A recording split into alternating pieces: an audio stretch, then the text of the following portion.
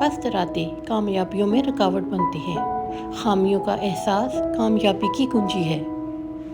جھوٹ بول کر جیت جانے سے سچ بول کر ہار جانا بہتر ہے۔ اللہ کے دشمنوں سے محبت کرنا اللہ تعالیٰ سے دشمنی کرنا ہے۔ کمزور موقعوں کی تلاش میں رہتے ہیں، باہمت انسان خود مواقع پیدا کرتے ہیں۔ برا دوست کوئلے کی مانند ہے، گرم ہو تو جلائے گا، ٹھنڈا ہوگا تو ہاتھ کالے کرے گا۔ ماں کے بغیر گھر قبرستان ہے۔ علم کے بغیر انسان اللہ کو نہیں پہچان سکتا۔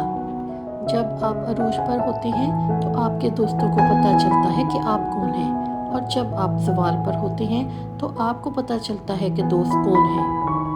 اللہ کی راہ بظاہر کانٹوں سے بھری ہے، مگر در حقیقت اطمینان اور سکون کی دولت سے بھرپور ہے۔ اچھا انسان وہ ہے جو کسی کا دیا ہوا دکھ تو بھلا دے، مگر کسی کی دی ہوئی محبت کبھی نہ بھلائے۔ تکبر علم کو کھا جاتا ہے، ناجائز کمائی جلد ضائع ہو جاتی ہے۔ انسان کی آزمائش جتنی بڑی اور مشکل ہوگی، انعام بھی اتنا ہی بڑا ہوگا۔ اگر نیک اور مخلص بننا چاہتے ہو تو شبنم کے قطرے کی طرح شفاف ہو جاؤ۔ سچائی انسانیت کا حسن ہے، جھوٹ دم گھٹنے والا دھواں ہے۔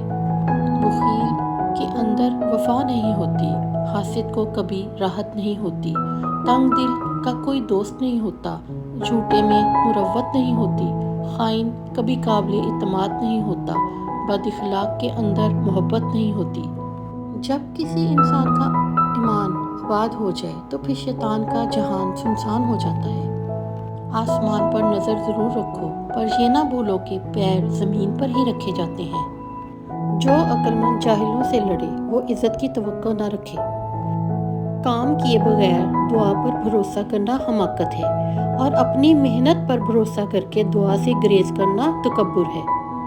سچائی میں اگرچہ خوف ہے مگر باعث نجات ہے، اور جھوٹ میں گو اطمینان ہو مگر موجب ہلاکت ہے۔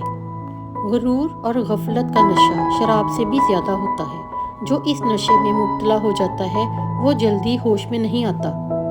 راستے پر کنکر ہوں تو اچھا جوتا پہن کے چلا جا سکتا ہے، لیکن جوتے میں ایک بھی کنکر ہو تو اچھی سڑک پر چلنا مشکل ہوتا ہے۔